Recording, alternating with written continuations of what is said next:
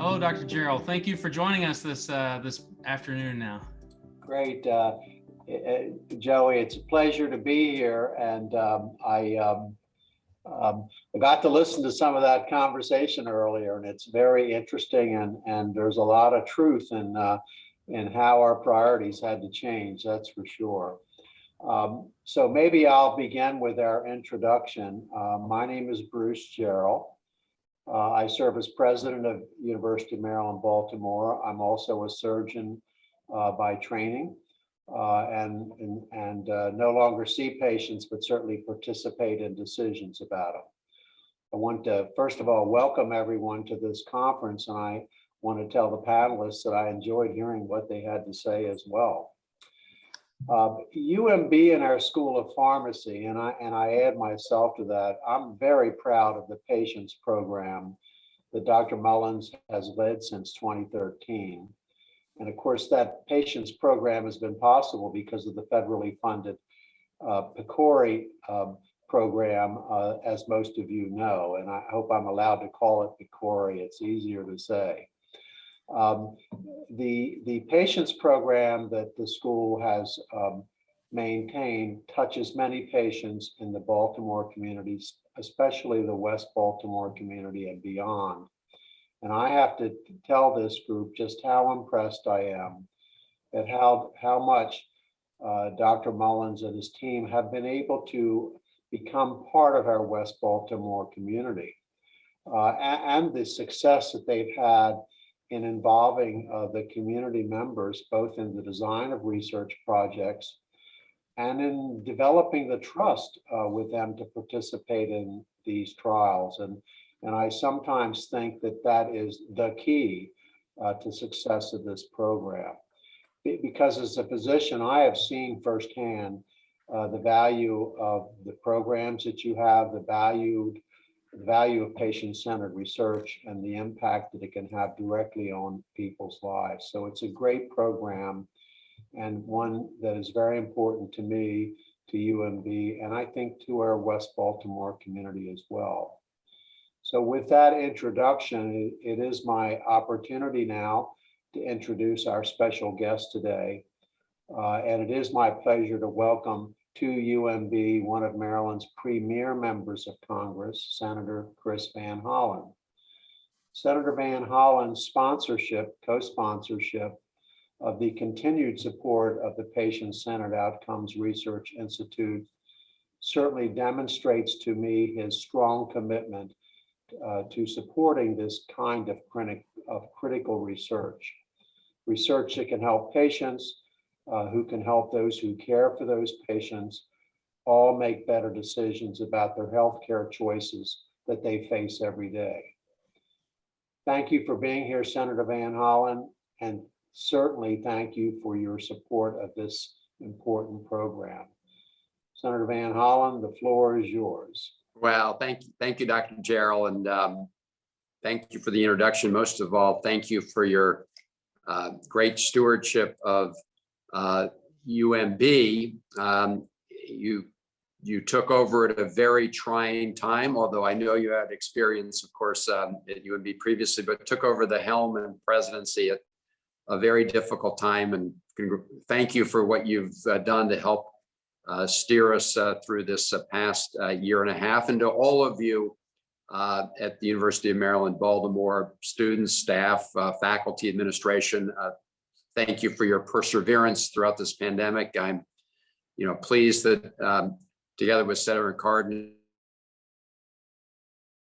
so many of you have been at the forefront of research directly related to defeating the pandemic, but also research that will be of great benefit to us as we move forward. And you mentioned the Institute of Human Virology and, of course, the patients program. And thank you all for your great work. And I am pleased to join in the discussion today about what we can learn about what worked with our response to COVID-19, what patients experienced, and how we can do better even going forward. And I do think the timing of this conference is very important. We're of course still working to defeat COVID-19. We're trying to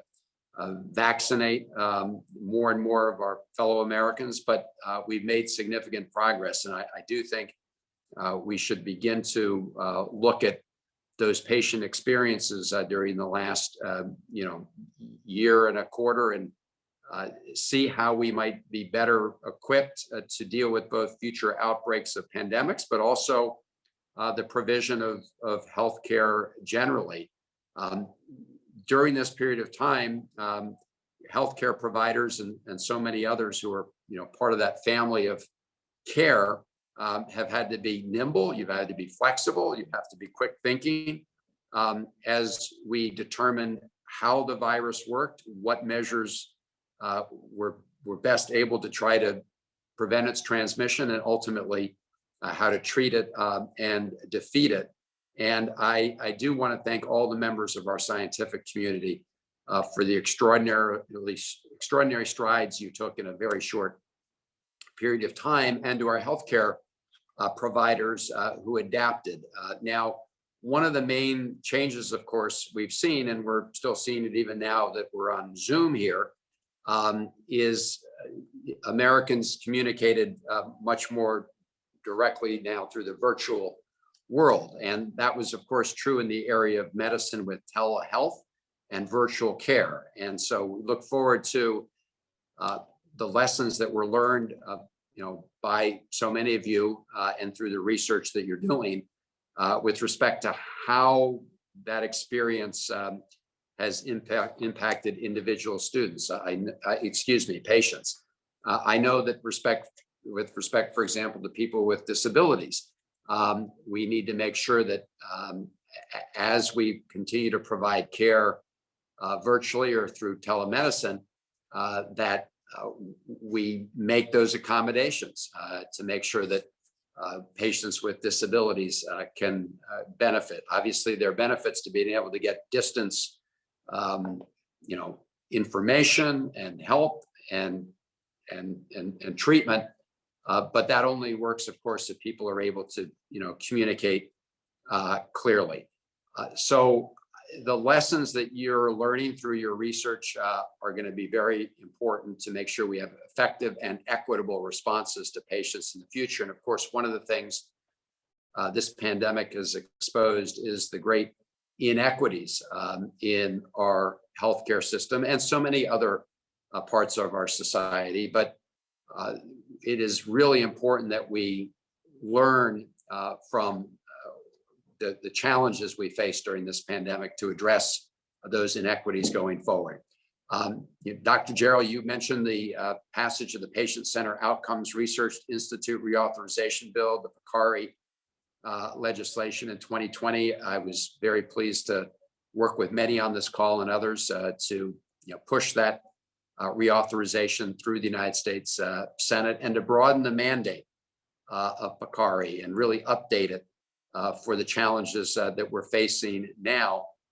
As members of this call know, the Institute was created to provide patients with very high quality information that they need to make better decisions about their own healthcare. And that's become especially important as we've learned that we can provide the best care if it's done in a personalized way. And we now have the technology that can help us provide very patient-focused and patient-centered diagnosis and treatments. And that was the purpose of the reauthorization of the bill, is to take advantage of these cutting-edge research findings to better shape direct personal care. And the ultimate goal is, by using this information on a personal level, to really take a quantum leap forward. It's a recognition that patients have to be a very important part of the healthcare equation. And we have a responsibility to help, provide them with the information they need to help make the best decisions for themselves and guide that partnership between healthcare providers and patients. So let me end there because I am looking forward not just to today, but beyond today to the conclusions that you reach about what we did right, what we can do better, both in terms of future emergency responses, but also with respect to ongoing care in our community. So thank you all for coming together in this important program. Thank you for those comments, Senator. We probably have time for one or two questions, but I have to make a comment. You mentioned telehealth and using remote means to deliver care. We have a group of students who are very committed. We call them our Health Alliance in the West Baltimore community, and I met with them several weeks ago, and they were telling me how they had developed their own telehealth with a large apartment building housing senior citizens, or like 140 people in this building.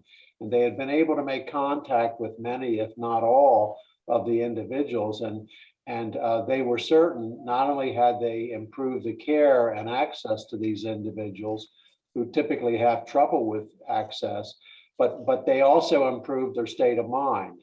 That these people were not as isolated, that they had hope about the future. And as I heard about that, there was the medical part, but it was this other part of improving their state of mind that was really a critical thing. So you made me think and remember that meeting with the students. One comment that comes to my mind is that you as a lawmaker have to make decisions, I presume not daily, but certainly each year as to what particular legislation you're going to act as a co-sponsor for. And those must be difficult decisions. And yet here you prioritize this particular program. Was there something that has caught your eye about this kind of program that makes you say, that's one I want to support? How do you get led to co-sponsor a piece of legislation? Well, I appreciate that question. Look, I think in our discussion of healthcare,